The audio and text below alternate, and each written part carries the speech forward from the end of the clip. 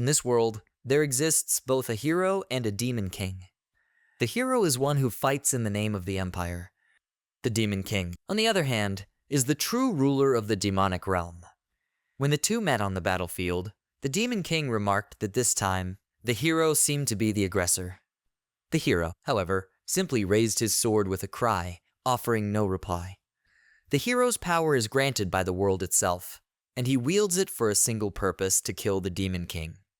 Conversely, the demon king exists for only one reason: to kill the hero. With a wave of his hand, the demon king struck the ground between them with a surge of purple lightning. A member of the hero's party exclaimed that he was already behind them, only for a demon from the king's army to rush forward, shouting for the others to stop them. A young woman with a magic wand, named Rinnel, quickly entered the battlefield. With a swift kick to the man, she declared that she would handle these weaklings herself. The sight of her caused visible unease among the hero's companions. After all, she was one of the squad leaders loyal to the Demon King. There are 12 official squads in total, numbered from 1 to 12, each comprised of the cruel and powerful subordinates of the Demon King. As the detachment commanders gathered, they attacked the hero's group in unison, shouting that they would destroy them all. One commander, named Aeld, swung his sword with immense force. Following him, Rinnel unleashed her magic, summoning a glowing magic circle before laughing and firing searing rays of light at her enemies. It is said that no one can withstand their combined might. Yet, even such demons struggle when facing the hero. The hero drove his sword into the ground, golden sparks radiating outward. A shockwave followed, whipping up wind and dust, forcing the demons to shield their faces. They were startled by the sheer force he commanded. However, there is one who has already slain the hero once before: the commander of the Zero Squad, Deon, known throughout the demonic kingdom as the Demon Ariat. The moment the hero unleashed his power, Deon appeared on the battlefield. A heartbeat later, the hero was dead. Deon's reputation as the Demon King's Joker is well known, his talents highly prized by the king. When Deon once placed his resignation letter on the king's desk, the king stared at it in puzzlement before asking if he truly intended to quit. The Demon King fell silent, contemplating his subordinate's words, before striking the table with his pen, snapping it in two, and exclaiming in disbelief. Overcome with anger, he slammed his palms onto the table, cracking its surface and scattering papers across the room. One such sheet drifted into Deon's face, but he showed no reaction. The veins on the king's face stood out as he demanded to know how Deon could dare to leave him. Moments later, the king rushed from behind his desk, dropping to his knees before his subordinate. Clinging to him, he insisted he would never let him go, gazing up with a worried expression and pleading to know why. "Surely you don't want this," he said. "Why are you doing this all of a sudden?" Deon looked away in silence. The king rose to his feet and asked if there was something Deon disliked about the castle. Did the subordinates fail to show him respect? Was he being discriminated against because he was human? Still, Deon did not answer. The king frowned, certain that such things were impossible. The Demon Ariat's power is unmatched, even though he is human strength so extraordinary it could not be attained through training alone. He is revered by all, the strongest card in the king's hand, and none would dare oppose him. Finally, Deon spoke, explaining that his subordinates were not at fault. The king's anger eased slightly as he asked what the true reason was. Studying Deon's impassive face, he found no hint of emotion, no clue to his thoughts. "If you won't tell me," the king began, but Deon cut him off. "Would you kill me?" he asked. The king froze. "What did you just say?" he exclaimed, seizing Deon by the shoulders. "I would never do that. I just want to know why you're saying this when you know how much I value you." Shaking him, the king demanded to know if this was because he hadn't been sent to the border recently. Was his body restless for battle? Surely Deon understood there was nothing he could do about that. Deon replied that this was not the case, but the king began to worry about him again. Asking him to wait, the king raised his voice and told him to calm down. The king then fell silent, frowning as he noticed blood flowing from his subordinate's nose. Shaken, he remarked that Deon was bleeding again. Deon touched his nose and apologized for staining the floor. The Demon King became extremely concerned about his condition and shouted throughout the castle that a doctor was needed immediately, specifically the doctor assigned to the commander of Squad Zero. "What is he even doing when his commander is in this state?" he demanded. Before long, Deon was seated on a sofa while Dr. Ben began examining him. The king paced the room, visibly worried. Ben placed his hand on Deon's palm and used magic to assess him. The king then sat down opposite them and asked about his condition. Ben explained that, as the king might have guessed, these were after effects of the recent battle, the injury Deon had sustained fighting the hero. The Demon King cut him off in a sharp, threatening tone, saying he had not summoned him to hear information he already knew.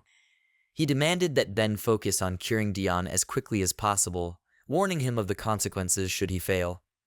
Ben, now nervous, paused before assuring the king he understood and would do his utmost. The king told Deon they would continue their conversation later, instructing him to rest and recover in the meantime.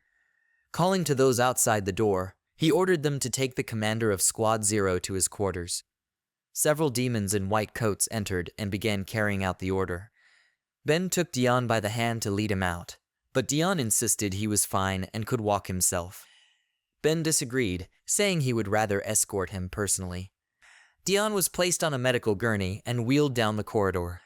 As they moved, onlookers began whispering. Some asked if the commander had started bleeding again. One demon explained that Deon had thrown himself over the hero's body when the latter attempted self-destruction. Remarkably, he had escaped with only minor injuries. Another remarked that, even at rest, Deon was considered the second strongest after the Demon King. A third added that Deon was the most gifted individual closest in strength to the king, and despite being human, he earned their deep respect. Another demon agreed, saying it was a great fortune to have him with them, truly fitting for the commander of Squad Zero. Listening to their words, Deon silently thought that he had made a mistake. All he wanted was to leave and live a peaceful life, drinking tea, sleeping, and enjoying himself, but instead they continued talking about him. They soon arrived at his quarters. A demon urged them to hurry, noting that Hyun was already there. Inside, Deon wondered, had he really killed the hero? Was he truly strong? The demons laid him on the bed.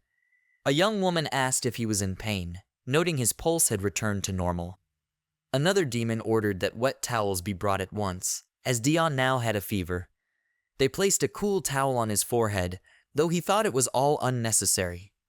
When the procedures were finished, the demons bowed, told him to rest, and left. Lying on the bed, Deon asked himself, was he the demon hero? No, he was Deon Hart. Clutching the blanket tightly, he thought about how, in the Demon King's castle, he was not who they believed him to be. In truth, he was the weakest human. Soon after, a maid entered with a glass of water, saying she would take it back when he finished. Deon drank it and returned the glass with a word of thanks. As he set it on the tray, his hand brushed hers. She flinched, and the glass began to fall. She broke her fall, quickly offering an excited apology to him, but he remained silent. After a brief pause, he asked her to leave. She obeyed, walking to the door with a smile, thinking about the brief moment when their hands had touched.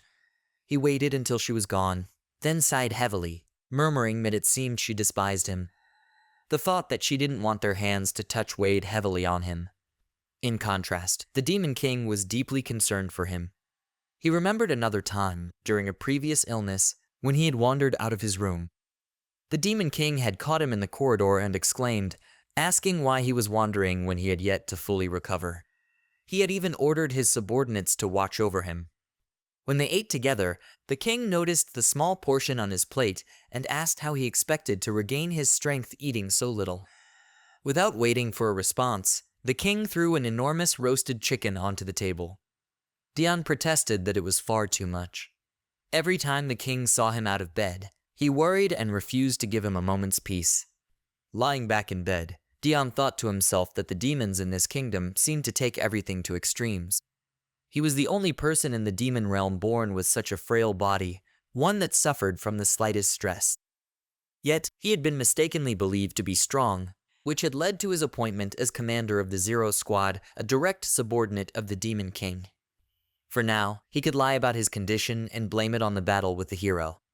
But if anyone discovered the truth about his weak body, he could picture the Demon King personally executing him.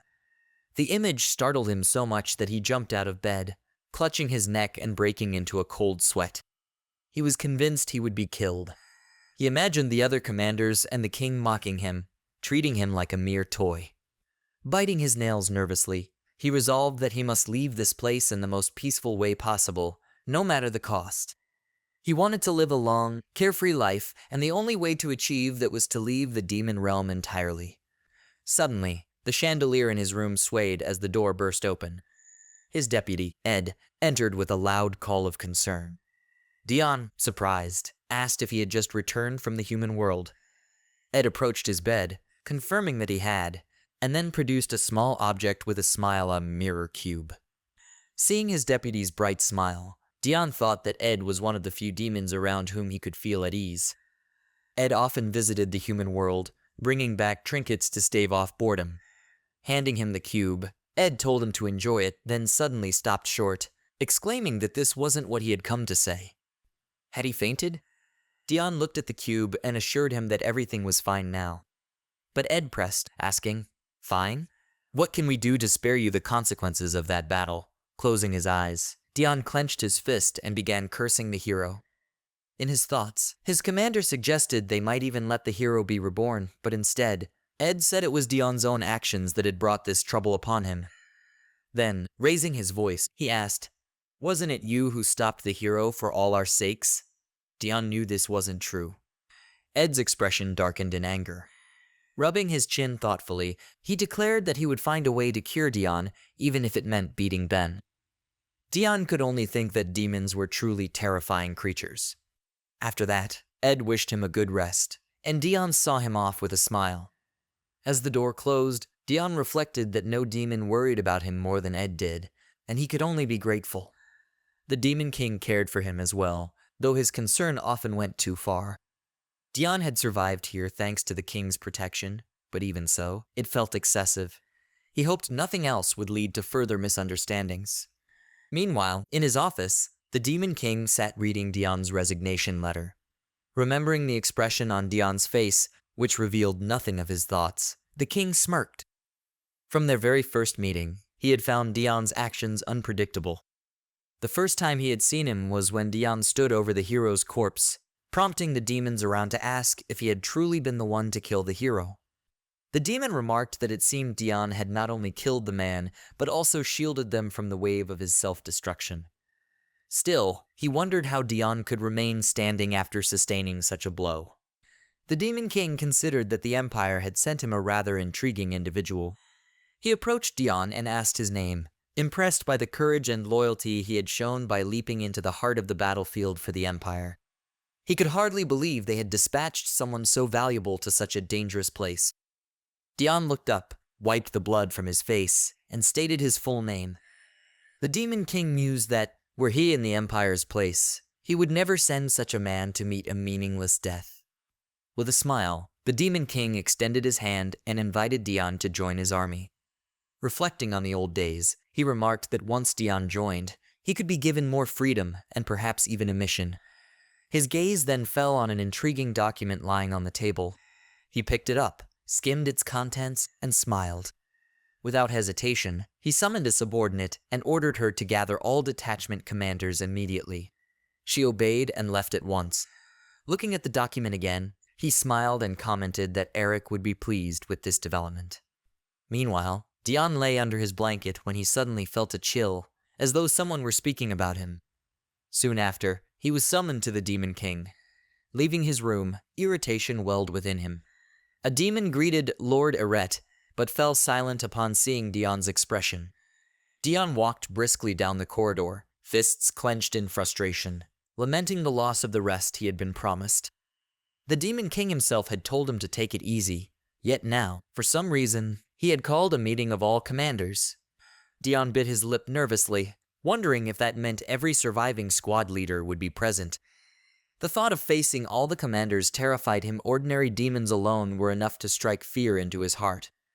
Was the Demon King trying to have him killed? As he passed, some demons asked if he was feeling better. Another remarked that he seemed angry about the sudden summons. Deon reminded himself to keep his composure. He took a deep breath, relaxing his expression. Conflict was the last thing he needed if a fight broke out. He wouldn't stand a chance. A female demon soldier nearby asked if he was the man from the rumors, seeing him for the first time in person. She asked his name. The demon beside her smirked, placed a hand on her shoulder, and teasingly called her New Girl. He told her to remember this well. He had been there when the hero was slain, and when the Demon King asked his name, he had turned slowly and replied, without emotion, that he was the Demon Eret. He then asked her with admiration if she could ever forget such a name. She admitted in surprise that it was the most demonic name she had ever heard. Deon shot them an angry glare, thinking to himself that he had actually said his name was Deon Hart. Seeing his glare, the demon ducked behind the new girl and whispered for her to be careful. He looked like he was in a foul mood. Rumor had it he was stressed from being unable to fight, and it was best to get out of his way before he killed someone for merely blocking his path. They quickly disappeared from view. Deon lowered his head in defeat, thinking bitterly that he couldn't kill them. He couldn't win against anyone. He was, without doubt, a weakling. And yet, somehow, this misunderstanding about his strength was only growing. Well, on the bright side, it meant no one would dare to bother him. If his weakness were discovered here, he would be killed instantly. Until he escaped the demonic realm, he needed to act confident. At the end of the corridor, he spotted the doors to the meeting hall flanked by 2 guards deep in conversation. Approaching them, he reminded himself to appear fearless. The guards noticed his movement, turned to see his face, and immediately shuddered in fear. Deon wore an indifferent expression, assuming the demeanor befitting the commander of the Zero Squad. Demon Arat glanced at the guards, who greeted him with evident fear. He ordered them to open the door, and they obeyed immediately. The heavy doors swung wide, and Deon stepped inside, accompanied by the formal announcement that the commander of the Zero Squad had arrived to join the meeting. Every gaze in the room shifted toward him. The Demon King grinned, remarking on his presence. Surrounded by so many powerful demons, Deon found it impossible to maintain his indifferent facade. His tension grew as he wondered what kind of atmosphere awaited him here. The commander of the first detachment, Jar, addressed him directly, instructing him to sit beside the king. Ale studied the newcomer, noting to himself that Deon appeared weak. He couldn't believe this man was truly the Zero Squad's commander and quietly thought he would like to fight him. The commander of the 6th Squad, Velton, asked whether reaching his objective was Deon's excuse for being late. Sitting beside him, the commander of the 4th Squad, Adelia, struck him lightly on the shoulder. Velton reacted in surprise, asking what that was for. Adelia calmly replied that she was certain Deon had his reasons. Nearby, Rinnel clenched her fists, glaring at Velton with clear displeasure. She considered him arrogant and thought it outrageous that this mountain of muscle would dare to disrespect Lord Eret. Under the weight of so many stares, Deon nervously took his seat next to the king. His mind raced. Why had so many commanders gathered here? The tension in his chest grew until he found himself wishing he could retreat to his room. The Demon King turned toward him and asked if he was all right. Deon confirmed that he was and apologized for his lateness. The king reassured him that there was no need to apologize. It was clear he hadn't been late intentionally. Deon fell silent, privately thinking that, in truth, his tardiness had been deliberate. He simply hadn't wanted to come. A smiling servant approached, carrying a bottle, and offered to pour for the commander of the Zero Squad. Placing a wine glass before him, the servant filled it. Deon watched the liquid rise in the glass, keeping his face composed even as his heart leapt with joy. Finally, he thought, he would have some alcohol. Lifting the glass to his lips, he recalled that meetings in the demonic kingdom offered all the alcohol one could want, one of the few reasons he had bothered to attend at all. Yet after taking a few sips, he frowned in confusion. This wasn't alcohol. In a firm voice, he asked, "Is this grape juice?" Adelia flinched and gave him a cautious look, while the Demon King smiled awkwardly. An oppressive silence filled the hall, thickening the atmosphere. Deon set the glass down and glanced at the drink in the glass of the commander across from him. It looked like alcohol. Scanning the hall with a sharp, dissatisfied glare, he wondered if this was some form of discrimination against him. The Demon King covered his face with one hand, sighing as if already weary of the exchange. He told Deon to stop and admitted it had been his order to serve juice. Deon narrowed his eyes and demanded to know why. The king asked if he truly didn't understand. Deon thought to himself that he did not. Was this discrimination against humans? Then another suspicion struck him, a chilling one. Was the king withholding alcohol from him because he considered him useless? Had the king finally realized the truth? Was this entire meeting convened just to announce his dismissal? The Demon King smiled and told Deon to hear him out before making assumptions. There was a reason everyone had been summoned. Deon's suspicion only deepened. He was certain this was part of their plan. The king turned to the commander of the 6th Division and instructed him to share the details of the report he had submitted. Velton complied, explaining that although the 12th Squad had been defending a settlement for some time, the number of monsters had recently increased sharply. The unit could no longer hold the line. After demonic creatures destroyed half of the settlement, the survivors were evacuated behind the fortress walls of a larger city. They didn't know how long the city could hold out, so reinforcements were urgently needed to defeat the monsters. One of the commanders asked about the whereabouts of the commander of the 12th Detachment, only to be told he had been killed. Another commander questioned whether these were just ordinary demonic monsters.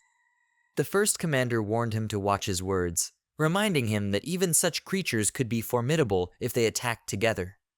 "But these are just failed creatures, aren't they?" he exclaimed. Deon thought they were making an unnecessary fuss, though he could understand their surprise. Demonic monsters, among the many beings created by the Demon King, were emotionless, driven only by instinct and desire, so-called failed creatures. Deon found it hard to believe that the commander of the 12th Squad could be defeated by such beings. Still, he wondered how this matter concerned him. Velton continued, explaining that they were at war every day because the number of demonic monsters had grown dramatically. The reason for this increase was unclear. The Demon King had claimed that the now-deceased hero had been killing them, but it was hardly surprising the hero had perished when the monsters gathered in one place. The hero, after all, had died at the hands of Lord Eret. A heavy silence fell over the hall once more. Deon, nervously biting the inside of his lip, wondered if they intended to use this as a pretext to kill him. Above all, he reminded himself, he had not killed the hero. His irritation grew. Wasn't it the Demon King himself who had tried to kill him? If anyone was to blame, it was the king. His expression darkened as he silently pleaded for the king to say something. The Demon King, catching his gaze, seemed to understand his unspoken thoughts. Smiling confidently, he told Deon not to worry. Squad 0 would be sent as reinforcements. The words struck Deon like a bolt of lightning. What kind of nonsense was this? The king's smile widened as he suggested Deon go there to relieve his stress, acting as though he were sending him on a leisurely tour of the surrounding area. Velton believed that the commander of Squad 0 could accomplish what the 12th's commander could not. How strong was this man to deserve such confidence? Deon's entire body trembled. Glaring at the king, he insisted his body was not in the best condition. Inwardly, he begged the king to tell him not to go. Ale asked if Deon didn't want to go. Jur interjected, saying that this wasn't the case. It might seem like Deon was making excuses, but more likely, he was suppressing a fierce desire to fight. Deon's face grew darker with each passing moment, the misunderstanding deepening. "This is how it is." "Amazing," Ale remarked. Jur nodded, thinking that while he still didn't fully trust Deon, his conduct was worthy of a great commander. Ale looked at the 0 Squad's leader with admiration, wondering if he was not only powerful, but also capable of sound judgment. His desire to test Deon's strength only grew. Noticing Ale's gaze, Deon shuddered. Then the Demon King told him not to overexert himself. He could simply take command of his squad and relieve his stress in that settlement. "It's not difficult for you, right?" Deon looked at him with dissatisfaction, silently replying that it would, in fact, be difficult.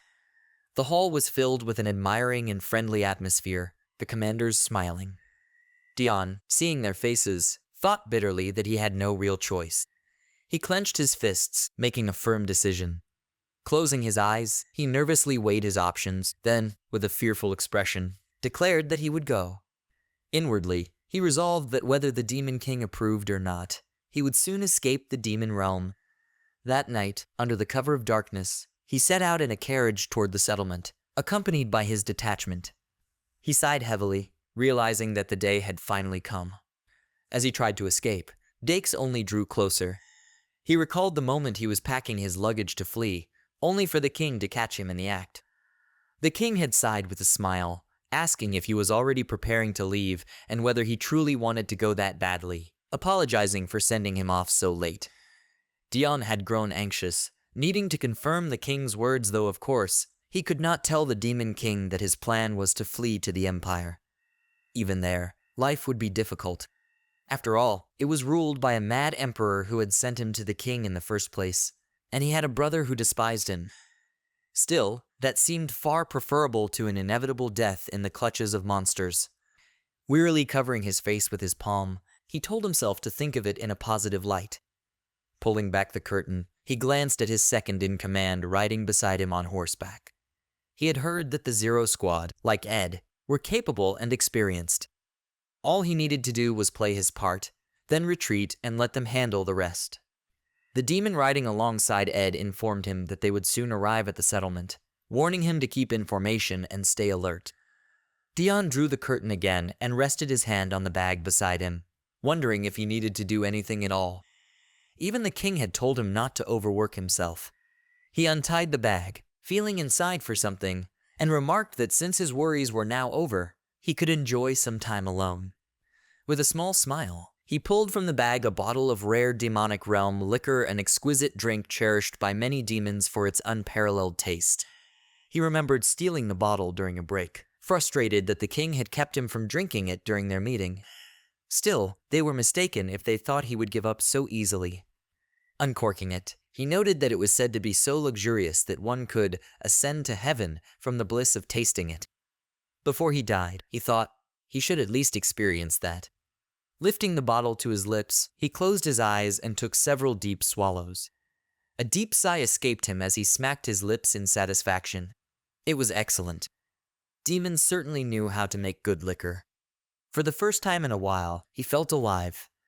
Thus, the commander of the Zero Detachment spent part of his journey in the company of fine alcohol. After some time, Ed glanced at the carriage windows, noting the unusual quiet. The curtains were closed. Concern flickered in his mind. Was Deon still unwell?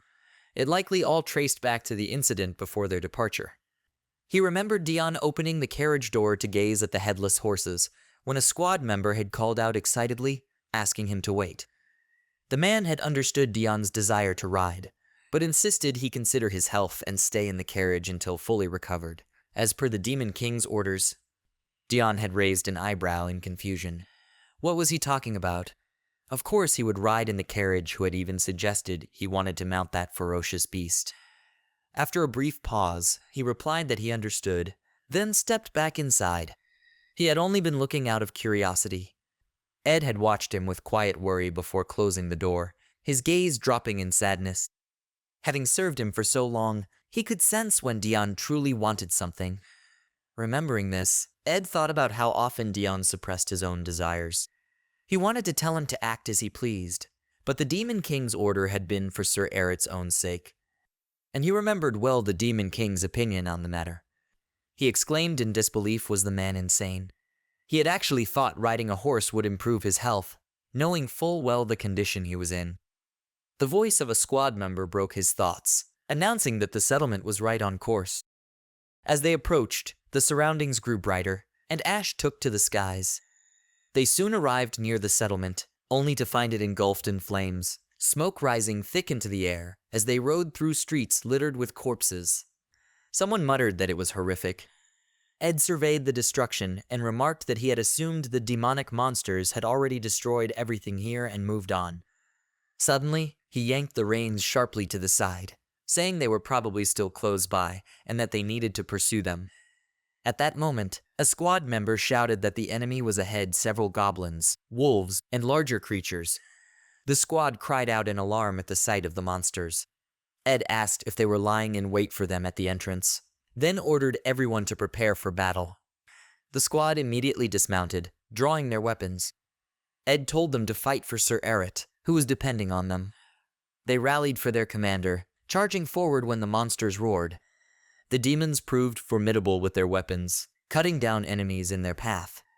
An archer loosed several arrows, striking a goblin dead, while others rushed forward. The battle raged in the main square. Each monster slain was quickly replaced by another. During the fight, Ed was forced to retreat, sliding back across the ground. He surveyed the chaos and bit his lip in frustration, realizing there seemed to be no end to the onslaught. A squad member suddenly cried a warning, and in the next instant, a massive werewolf lunged at him with a deafening growl. Ed looked up in fear, cursing himself for lowering his guard. Meanwhile, Ja entered the Demon King's chambers and asked whether the Zero Squad could handle the situation alone. Looking up from his documents, the king asked if Ja was referring to the extermination of the demonic monsters. Ja noted the sheer number of enemies and suggested sending reinforcements. The Demon King merely shrugged, smiling as he assured him that the Zero Squad was more than capable.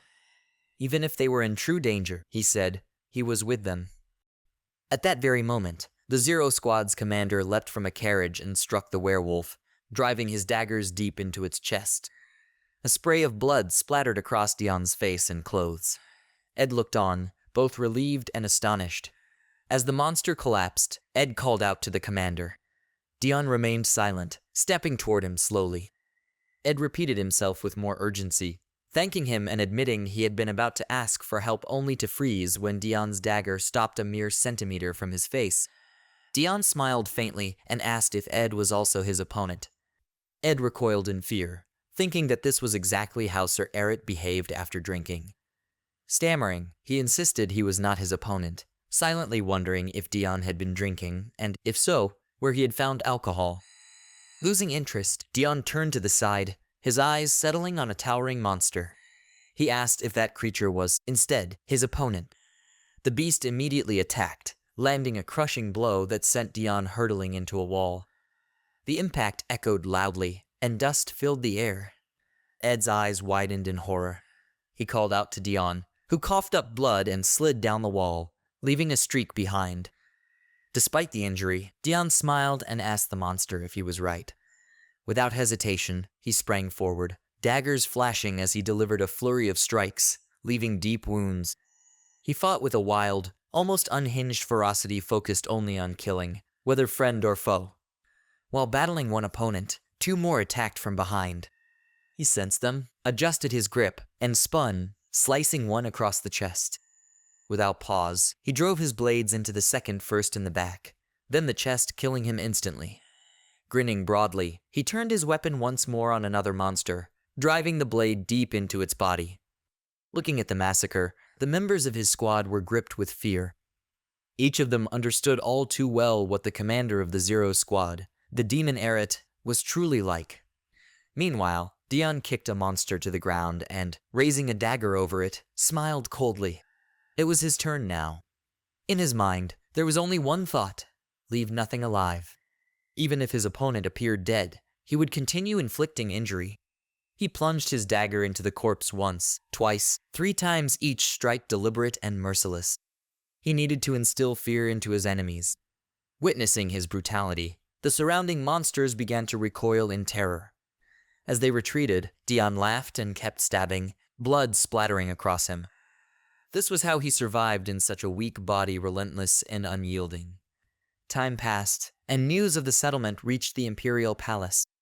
A man in a robe knelt before Emperor Eduardo Desert, informing him of the Zero Squad's commander. Eduardo listened intently as the man explained that a scout sent to the demonic kingdom had reported the commander's involvement in the slaughter. Rumors spoke of his overwhelming strength and merciless cruelty. Eduardo remarked that he had heard this commander was considered the Demon King's most valuable talent. The most valuable, he repeated softly, the words making him think of someone he missed. If they truly wished to escape the demonic realm, preparations must be made, and he already had the perfect candidate. He asked the robed man for his opinion. The man looked up, and Eduardo told him he would grant him a special opportunity to earn great achievement. The man bowed deeply, pledging to accept any command. Eduardo then asked, "Why shouldn't you be that talent?" More time passed. Deon's mind returned to the 8-year war fought for the glory of the Empire. The battlefield was soaked in blood. The vanguard perished as noble sacrifices on the front lines. Pulling his dagger from a corpse, he shook off the blood, thinking bitterly that they were nothing more than the Empire's shield. It was pure hell soldiers fighting bravely and advancing for the Empire, while death closed in on every side. Deon never wanted to be there. He didn't want to risk his life fighting. Killing another enemy, he scoffed at the thought of fighting for the Empire. It was absurd. He wanted no part of it. Cutting down an opponent's legs, he immediately turned to strike at another attacker coming from behind. He had no intention of sacrificing himself for an empire that had thrown him into this nightmare. His only goal was to survive, refusing to die simply because they wished it. When the battlefield finally fell silent, footsteps echoed behind him. He turned to see a man with his exact face, but with a wild, frenzied gaze. The stranger seized Deon's hand and stepped close, staring deep into his eyes. The message was clear: survive at any cost and take revenge. Deon jolted awake from the nightmare, screaming, gasping for breath. He tried to make sense of it. Was it just a dream? It felt important, yet distant. Rising from the bed, he looked around. Was this his room? Ben, seated nearby, asked if he was finally awake. Deon turned toward him, then spotted Ed as well, murmuring their names in confusion. His deputy cried out in concern, telling him he had slept the entire day. Ben explained that they had managed to heal him while he was unconscious, but admitted their shock upon seeing him return drenched in blood. Deon asked what they meant and how he had gotten back. What had happened to the mission? Ed answered that the destruction of the demonic monsters had been a success. The enemy had fled in fear, and they had returned to the castle after Deon collapsed. Lowering his head, Ed apologized, blaming himself for not being strong enough. Deon, still surprised, asked if the mission was truly complete and how he had fainted. Ben explained that it seemed he had temporary memory loss. His injuries had been severe. The commander stared in confusion as Ben asked if he truly didn't remember. He had been struck by a demonic monster, Ben said, but then had gotten back up, so they assumed nothing was seriously wrong. Deon wondered what kind of nonsense he was hearing. He repeated the words in disbelief: surprise memory loss, but stopped mid-sentence, covering his face with his palm. Suddenly, memories of the past battle surged into his mind all at once. Unable to believe them, he questioned what it all meant. His expression darkened as he wondered if he had been drunk and rowdy. Rowdy himself believed Deon had passed out from drinking too much, not from his injury. Ben, smiling with admiration, said he'd heard Squad Zero had completed their mission without a single casualty, despite facing a large number of monsters. Deon forced a small smile and replied that he hadn't done anything. Ben countered, saying Deon was still as modest as ever. Deon sighed in resignation, convinced he truly hadn't contributed much. He wondered if Ed and Squad Zero had managed everything without him. Apologizing to his deputy, Deon admitted he had interfered and caused nothing but trouble. Ed looked at him with mild surprise before responding that it wasn't true at all, that Deon had been nothing short of incredible, personally defeating countless monsters on the front lines. Ed declared Deon to be the embodiment of a commander. Ben, however, suggested Deon might be overestimating himself. They both acknowledged his strength, but noted that his body had been weakened by his battle with the hero. Deon nodded in agreement. Ben, wiping away tears with a handkerchief, urged him to take care. Deon awkwardly covered his face, wondering what they were talking about. How could he have defeated monsters like that?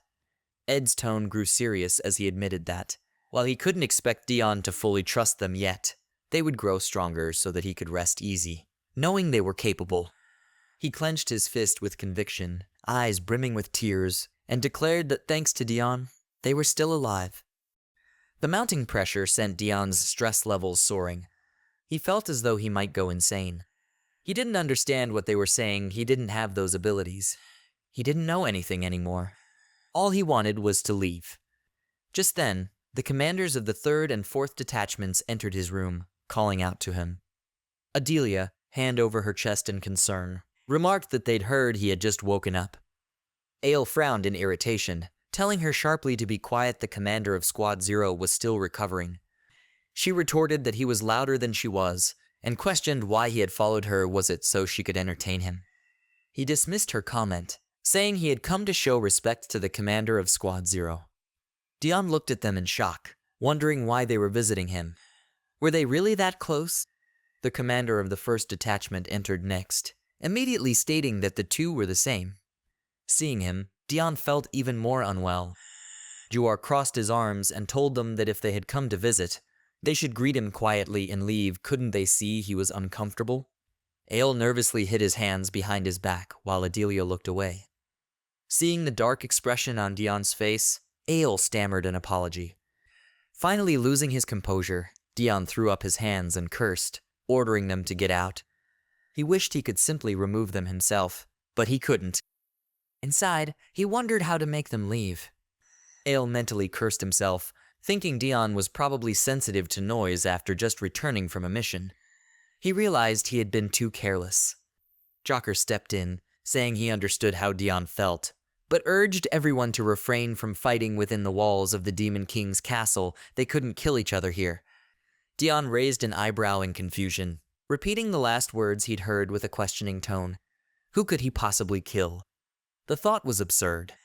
Landing even a single blow would be a miracle.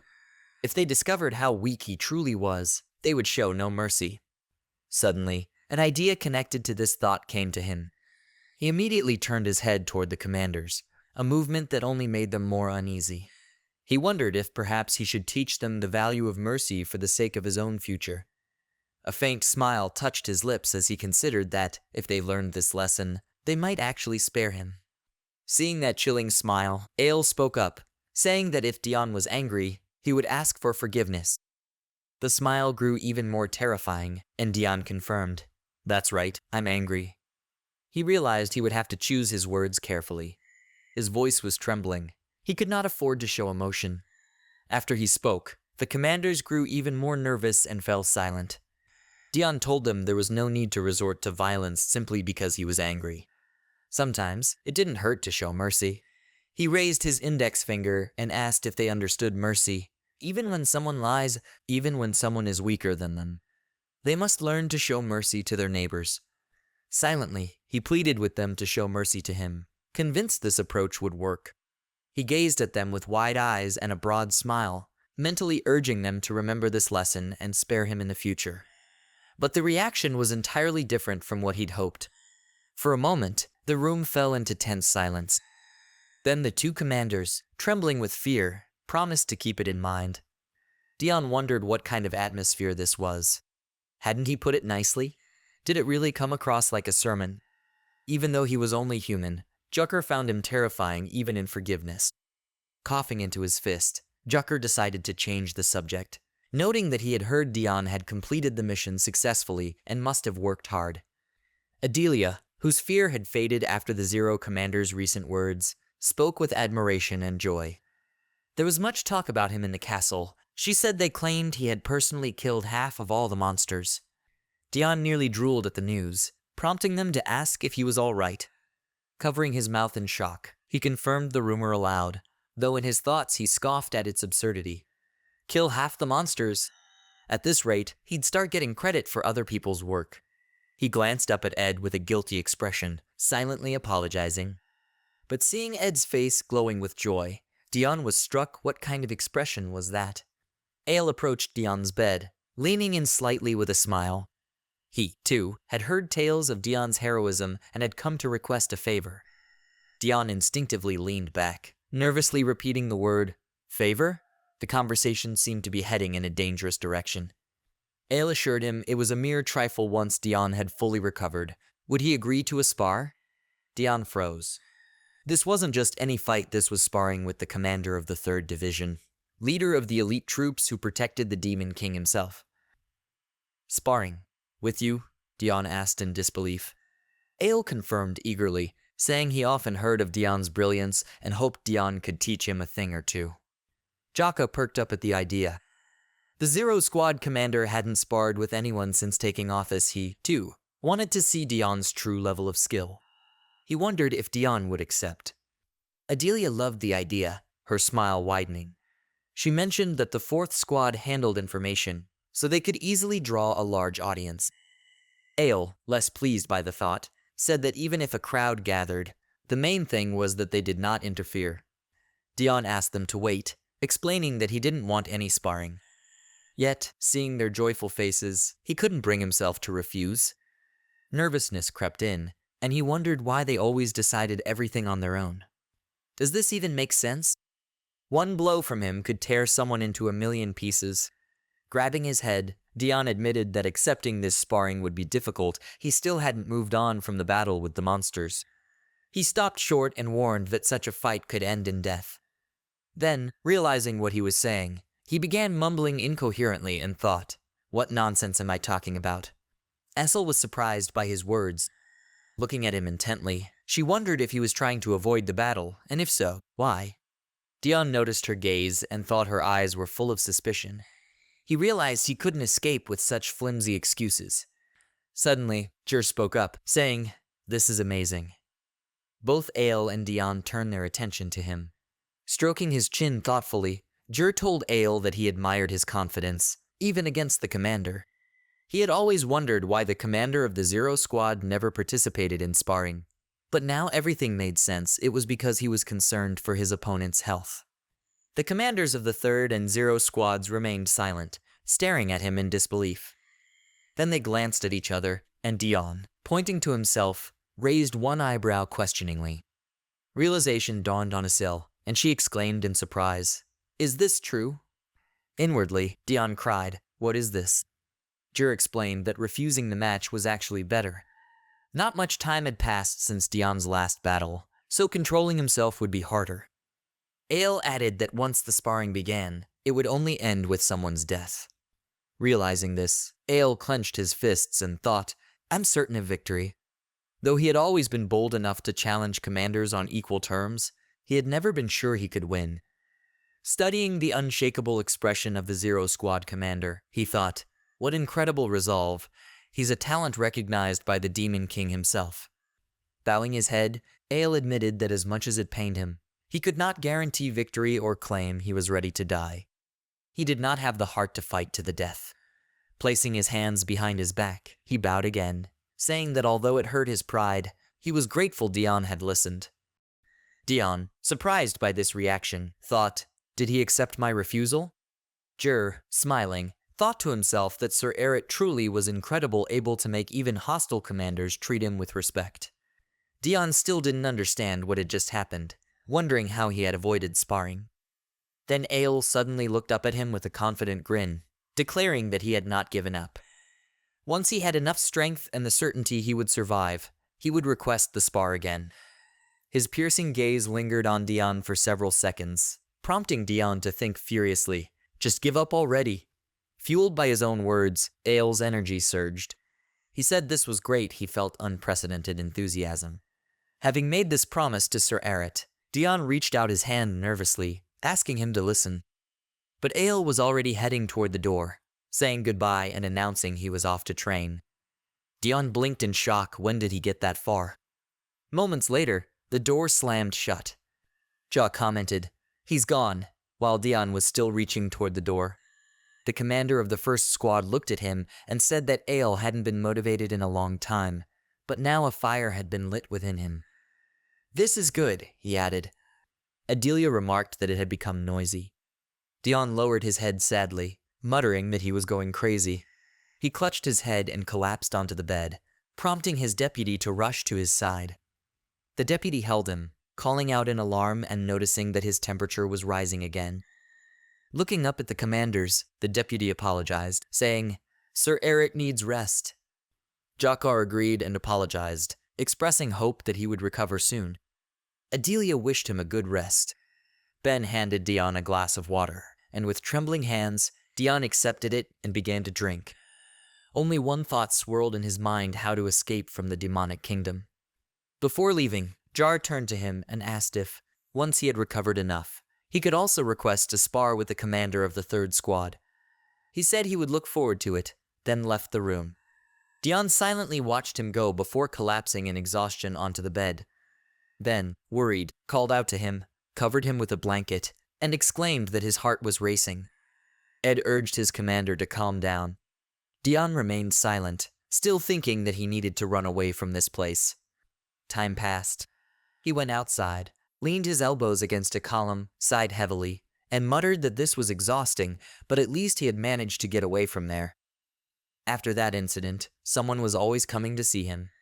Ed entered and asked if he should meet with his squad, saying that everyone was waiting for him. Ben insisted that staying in his room wouldn't help him recover, and that if he wanted to heal faster, he should add some light exercise to his routine.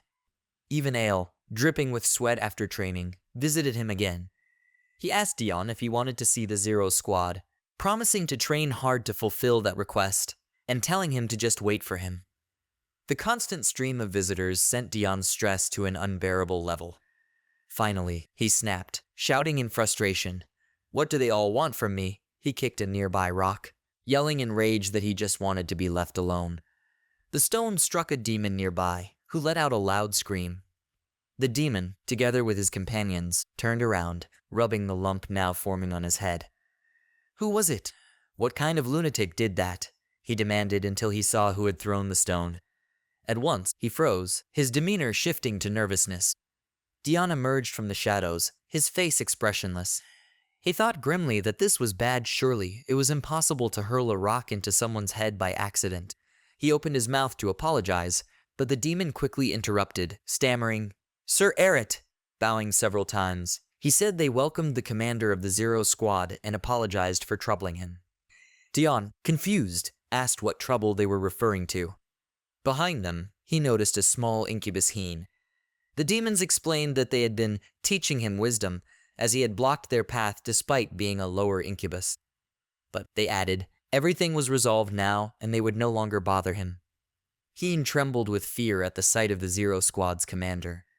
Deon, meanwhile, recalled hearing that Inabai were the lowest-ranked demons in the hierarchy of the demonic world, often targeted for bullying. The demons walked past Deon, one of them forcing a nervous smile and saying they would be on their way. He suspected Deon wasn't in a good mood and thought it best to leave quickly.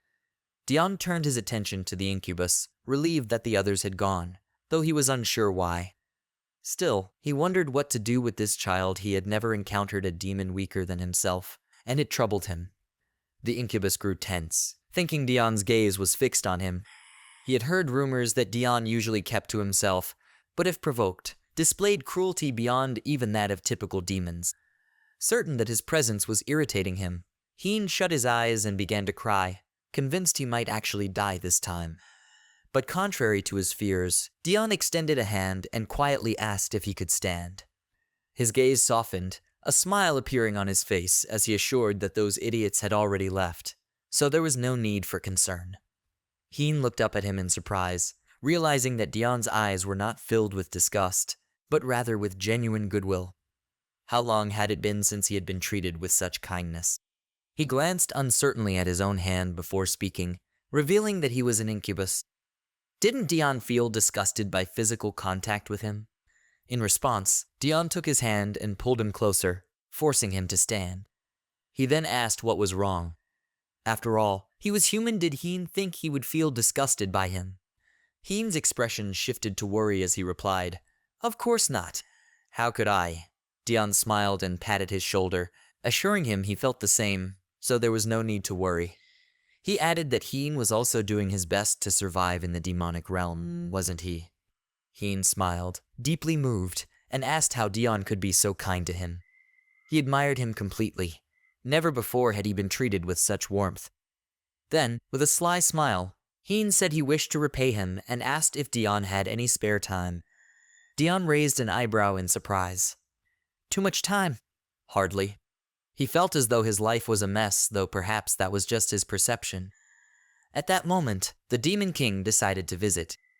Entering Deon's room, he intended to ask about his well-being, but upon finding it empty, he paused, wondering where Deon had gone.